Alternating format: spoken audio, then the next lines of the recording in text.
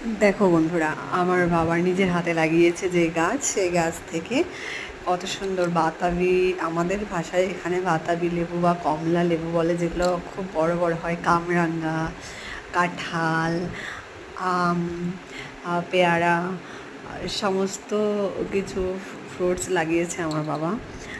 আর হচ্ছে যে এগুলো একদম দেশি, একদম একেবারে প্রিয়র, আর মানে ফ্রেশ একদম নারকেল গাছ।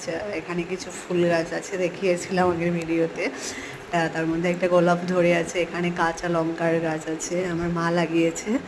অনেক সুন্দর লঙ্কা হয়েছে, খুব টেস্টি এবং অনেক ঝাল যাকে বলে। আর এই যে পেঁপে গাছটাও আগের একটা ভিডিওতে দেখেছি, এরকম আমাদের একটা ছোট্ট পুকুর কাটানো হয়েছে মাঠের মধ্যেখানে।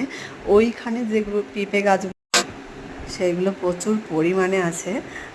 সেখানে অনেক বেশি লাগানো আছে এবং সেখানে আরও অনেক বেশি ফলের গাছ লাগানো আছে, যেগুলো আমার বাবা সব